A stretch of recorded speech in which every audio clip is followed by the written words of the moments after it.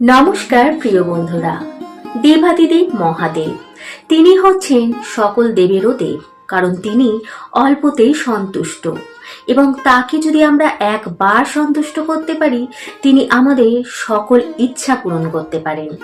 এবং মজার বিষয় হচ্ছে তাকে সন্তুষ্ট করা খুবই সোজা। তিনি অল্পতেই সন্তুষ্ট হয়ে যান, তিনি কেবল জল বেলপাতাতেই সন্তুষ্ট হয়ে যান। এমনকি চোখের অশ্রু দ্বারাও যদি আমরা কেউ তাকে পুজো করতে পারি, তাকে ডাকার মতো ডাকতে পারি, নিজের ভাব দিয়ে ডাকতে পারি, তাহলেও কিন্তু তিনি আমাদের সকল ইচ্ছা পূরণ করেন, কারণ তিনি হচ্ছেন পরম পিতা। তিনি আমাদের পিতা, তাই তার কাছে প্রতিটি সন্তান সমান। তিনি কাউকে দেখেন না কে গরিব, কে বড়লোক, কে রাক্ষস, কে মানুষ, কে শয়তান, কে দুষ্ট, সকলের ইচ্ছাই তিনি পূরণ করেন। তাই আমরা সকলেই জানি 12টি মাসে অর্থাৎ একটা বছরে যে 12টি মাস আসে সেই 12টি মাসে কিন্তু শিবরাত্রি পালিত হয়। কিন্তু এই শিবরাত্রি পালিত হলেও সেই শিবরাত্রি কিন্তু আমরা কেউ উপবাস করি, আবার কেউ করি না। কিন্তু এই ফাল্গুন মাসের কৃষ্ণপক্ষের চতুর্দশী তিথি বিশেষভাবে মহাশিবরাত্রি বলে আমরা জেনে থাকি। আর এই সময় আমরা সকলে দেবাদিদেব মহাদেবের আরাধনা করি। মান্যতা আছে ফাল্গুন মাসের কৃষ্ণপক্ষের চতুর্দশী তিথিতে দেবাদিদেব মহাদেব এই মর্তলোকে আসেন এবং তিনি শুধুমাত্র প্রতিটি শিবালয় না, তিনি আমাদের ঘরের যে শিবলিঙ্গ আছে সেখানে পর্যন্ত বিরাজ করেন এবং তিনি প্রতিটি ভক্তের অর্থাৎ যে তার ব্রত করছে এবং যে তাকে ভালোবেসে ভক্তি ভরে ডাকছেন তাদের সকল মনস্কামনা তিনি এই শিবরাত্রির দিন পূরণ করে থাকেন। তো সেই কারণে প্রতিটি ভক্ত কিংবা আপনি আমি সকলে কিন্তু শিবরাত্রির ব্রত পালন করব। কিন্তু কবে পালন করব? 26 তারিখ কি 27 তারিখ, অর্থাৎ 26শে ফেব্রুয়ারি না 27শে ফেব্রুয়ারি? তো সবার আগে আমরা শিবরাত্রি পালন করব সেই সময়সূচিটা জানি। তো সেই সময়সূচি হচ্ছে বাংলার 13ই ফাল্গুন 2025-এর 26শে ফেব্রুয়ারি বুধবার সকাল 9:42 থেকে 27শে ফেব্রুয়ারি অর্থাৎ বাংলার 14ই ফাল্গুন সকাল 8:31 পর্যন্ত। অর্থাৎ আমরা কিন্তু 26শে ফেব্রুয়ারি এবং 27শে ফেব্রুয়ারি অর্থাৎ বুধবার ও বৃহস্পতিবার 2 দিনই কিন্তু পালন করব মহাশিবরাত্রি ব্রত। এবং এই ব্রত শুধু করলে হবে না, একটা নিয়ম আছে। প্রতিটি জিনিসের যেমন একটা নিয়ম থাকে, প্রতিটি ব্রতরও কিন্তু একটি করে নিয়ম থাকে। এবং সেই নিয়মগুলি কি কি, যেইগুলো আপনি ভুলেও করবেন না কিংবা করবেন, কি কি খাবেন, কি কি খাবেন না, সেই সব কিছু কিন্তু জেনে নেওয়াটা খুবই দরকার। তো চলুন এক এক করে দেখে নেওয়া যাক আপনারা অর্থাৎ আমরা যারা শিবরাত্রি ব্রত পালন করব তারা কি কি খাবো আর কি কি খাবো না, আর কি কি নিয়ম পালন করব। ভগবান শিবের পূজা 12 মাস করা যায়। কেউ প্রতি সোমবার উপবাস করে, আবার কেউ প্রতি মাসের চতুর্দশী তিথিতে শিব পূজা করে থাকে। কিন্তু আমাদের যেমন জীবনের কিছু বিশেষ দিন থাকে, ঠিক ভগবানদেরও কিছু বিশেষ দিন থাকে। সেই দিনগুলি তাদের কাছে অতি প্রিয়। ঠিক তেমনি ফাল্গুন মাসের কৃষ্ণপক্ষের চতুর্দশী তিথি ভগবান শিবের অতি প্রিয়। স্কন্দ পুরাণে উল্লেখ রয়েছে এই পৃথিবীতে যত প্রকার শিবলিঙ্গ রয়েছে সেই সকল শিবলিঙ্গে ফাল্গুন মাসের কৃষ্ণপক্ষের চতুর্দশীর নিশাযুগে অর্থাৎ রাত্রিকালে সেই সকল শিবলিঙ্গে দেবাদিদেব মহাদেব অধিষ্ঠিত হন। তাই এই দিন যারা শিব ভক্ত তারা সারা দিন উপবাস করে রাত্রিকালে বিশেষ পূজা করেন। শিবরাত্রি ব্রত 4 প্রহরে করা হয়, অর্থাৎ চতুর্দশী যখন লাগে এবং যখন শেষ হয় সেই সময়কালের মধ্যে 4 বার শিবলিঙ্গে দুধ, গঙ্গাজল, ঘি, মধু, দই দিয়ে অভিষেক করতে হয় এবং সকল বিধি মেনে পূজা, মন্ত্রপাঠ, ব্রতকথা এই সকল কিছু দ্বারা পূজাবিধি সম্পূর্ণ করতে হয়। কিন্তু সকলেই এই 4 প্রহরে উপবাস করতে পারে না। সেই ক্ষেত্রে একবারেই 4 প্রহরের পূজা সম্পূর্ণ করা যায় এবং উপবাস ভাঙা যায়। তবে উপবাস ভাঙার পর অনেক কিছুই খাবার নিষেধ থাকে, অর্থাৎ আমরা যেটা মনে করব সেটাই কিন্তু খেতে পারি না।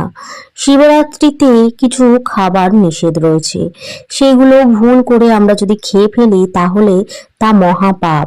আবার অন্যদিকে ভগবান শিবের মাথায় তো সকলেই জল ঢালি, সেই জল ঢালারও কিছু নিয়ম রয়েছে। সেই নিয়ম যদি না মানতে পারি তাহলে সেটিও আমাদের হিতে বিপরীত ফল দিতে পারে।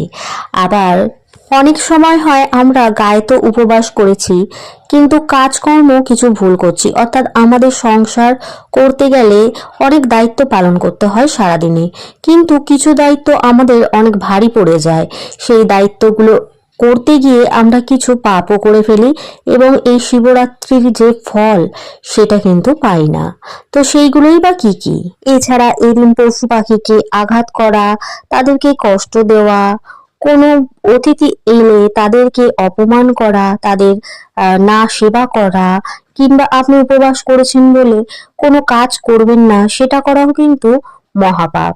কারণ সবার আগে কর্ম, কর্ম ছাড়া কোনো কিছুই আপনি ফল লাভ করতে পারবেন না।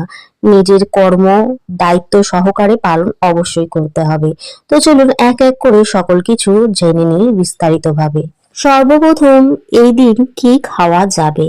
আমরা সকলেই জানি শিবরাত্রি ব্রত ত্রয়োদশীর দিন থেকেই শুরু হয়ে যায়, কারণ সেই দিন সংযম করতে হয়, সারাদিনে একবার আহার করতে হয়, সেটি হবিষি। এছাড়া অনেকেই নিরামিষ আহার করে থাকেন, কিন্তু নিরামিষ আহার হলেও তার মধ্যে নুনের বদলে সন্ধক লবণ, হলুদ একদমই দেওয়া যাবে না।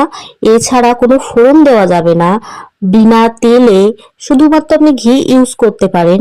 এছাড়া কোনো শুকনো লঙ্কা, হিং, গোলমরিচ এগুলো কোনো কিছুই কিন্তু ব্যবহার করা যাবে না। সবজির মধ্যে আলু, টমেটো, মিষ্টি কুমড়ো, লাউ, পটল, ঝিঙে খাওয়া যায়। এরপর চলে আসা যাক চতুর্দশীর দিন, অর্থাৎ মহাশিবরাত্রির দিন যারা নির্জলা উপবাস করবেন তারা দিন রাত কিছুই খাবেন না, জল, চা, শরবত কোনো কিছুই না। চতুর্দশী কাটার পর আপনারা নিরামিষের অন্ন, অর্থাৎ নিরামিষ যে খাবারগুলো হয় সেগুলো গ্রহণ করতে পারেন। কিন্তু যদি আপনি অমাবস্যা মানেন তাহলে সেদিন আপনি বেলের, দইয়ের শরবত, চা, জল, মিষ্টি ফল, সাবু, ডাবের জল এসব কোন কিছু খেতে পারেন। ফল বলতে লেবু, আপেল, কলা, শসা, আঙুর, শাকালু। ফলের মধ্যে কুল একদমই খাবেন না। এছাড়া গমের তৈরি, ময়দার তৈরি লুচি, পরোটা এগুলোও কিন্তু খেতে নেই। ছোলার ছাতু খেতে নেই, অন্ন খেতে নেই। যদি ভারী কিছু খাবার খেতে হয় তাহলে সাবু খান, সেটি নারকেল, কলা, খেজুর, কাজু বাদাম, দই, বাতাসা, চিনি এগুলো দিয়ে, নানান ফল কুচি দিয়ে ভারী খাবার আপনারা কিন্তু খেতে পারেন। এরপর হচ্ছে শিবলিঙ্গে জল ঢালার সময় মনে রাখবেন আপনার মুখ যেন পূর্ব দিকে না থাকে। উত্তর ও পশ্চিম দিকে বসে অর্থাৎ মুখ করে কখনোই জল ঢালা যাবে না। সর্ব উত্তম হচ্ছে শিবপুরাণ অনুযায়ী দক্ষিণ দিকে বসে আপনারা কিন্তু শিবলিঙ্গে জল ঢালতে পারেন। তবে এটা মাথায় রাখবেন, শিবলিঙ্গে জল ঢালার সময় কখনোই দাঁড়িয়ে জল ঢালবেন না, বসে জল ঢালবেন। শিবলিঙ্গে কখনোই স্টিলের পাত্র দিয়ে জল ঢালা উচিত নয়, তামার পাত্র সর্বশ্রেষ্ঠ। কিন্তু যদি আপনি তামার পাত্রে দুধ কিংবা সিদ্ধি মিশিয়ে জল ঢালেন তাহলে কিন্তু সেটি অশুভ। শুধুমাত্র জল দিয়েই আপনি তামার পাত্র দিয়ে অর্পণ করতে পারবেন, এছাড়া দুধ কিংবা সিদ্ধি দিয়ে পারবেন না। কাঁসার, পিতল, রূপো এগুলোতে আপনি দুধ সিদ্ধি দিয়ে জল ঢালতে পারবেন। আর এটা মাথায় রাখবেন, যখন আপনি ভগবান শিবের মাথায় জল ঢালবেন মন্দিরে গিয়ে, সেখানে যদি শিবলিঙ্গে আশেপাশে নানানভাবে মালা, ফুল কিংবা ফল থাকে তাহলে সেগুলোকে আগে পরিষ্কার করে সরিয়ে দিন। তারপর আপনি জল দিয়ে অভিষেক করুন, ফল দিন, মালা দিন। তারপর আপনি যখন সবকিছু হয়ে যাবে তারপর সেখান থেকে পরিষ্কার করে, অর্থাৎ অনেকে চিনি, কালো তিল, নানান জিনিস দিয়ে ভগবান শিবের মাথায় অর্পণ করেন, সেগুলো পরিষ্কার করে তারপর কিন্তু বাড়িতে আসবেন। শিব পূজা করতে গেলে অবশ্যই গঙ্গা স্নান করতে হয়। তবে যাদের আশেপাশে গঙ্গা নেই তারা জল শুদ্ধি করে, অর্থাৎ আমার চ্যানেলের মধ্যে আপনারা পেয়ে যাবেন জল শুদ্ধি মন্ত্র, সেই মন্ত্র দ্বারা জল শুদ্ধি করে নিয়ে সেই জলে কিন্তু আপনারা স্নান করতে পারেন, কিংবা যদি গঙ্গা জল থাকে তাহলে গঙ্গা জল ছিটিয়ে নিতে পারেন। তারপর আপনারা কিন্তু উপবাস করবেন। এছাড়া অনেকেই আছে উপবাস করেছে কিন্তু ঘরের কোনো কাজ বাজ করবে না, এগুলো ঠিক নয়। কারণ সংসার সকল কিছু থেকে সবচেয়ে বড়, অর্থাৎ সকল ধর্ম থেকে সংসার ধর্ম সবচেয়ে বড়। সংসারের প্রতিটি কর্তব্য করার পর এবং আপনি যদি উপবাস করেছেন, আপনার বাড়ির লোকেরা তো আর উপবাস করেনি, তাদের জন্য রান্না বান্না, তবে সেটি নিরামিষ হবে অবশ্যই।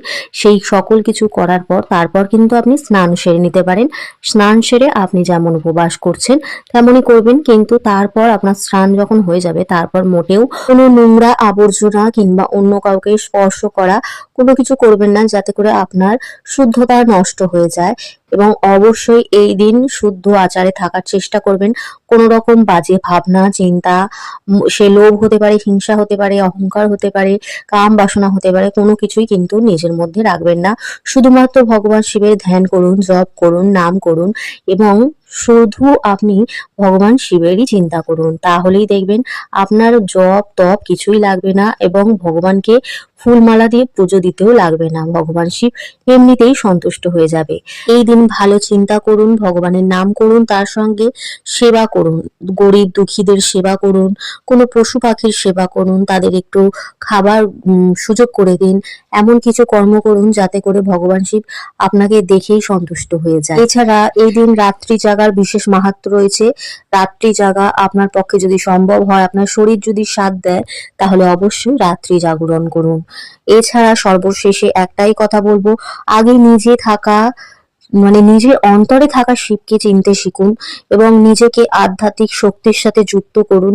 তাহলে কিন্তু ভগবান শিবকে আপনি এমনিই পেয়ে যাবেন। আপনাকে চারিদিকে মন্দিরে নানান জায়গায় ঘুরে বেড়াতে হবে না, আপনি আপনার অন্তরেই ভগবান শিবকে পেয়ে যাবেন এবং তিনি অল্পতেই সন্তুষ্ট হয়ে যাবেন, যদি আপনি তার নাম জপ করে তাকে স্মরণ করে নিজের মধ্যে ভগবান শিবকে খুঁজতে থাকেন। তো বন্ধুরা, শিবরাত্রি তো আমরা পালন করবই ঠিকভাবে। তো তার জন্য আমাদের যে যে নিয়ম পালন করা দরকার সেগুলো অবশ্যই আপনারা পালন করবেন, তাহলে কিন্তু সঠিকভাবে ব্রত করা হবে। তো চলুন এখানেই বিদায় নিচ্ছি, আসছি আবার নতুন কোনো ভিডিও নিয়ে। ততক্ষণের জন্য ভালো থাকুন, সুস্থ থাকুন, সুরক্ষিত থাকুন, ভালোবেসে বলতে থাকুন হরে কৃষ্ণ, রাধে রাধে, ওম নমঃ শিবায়।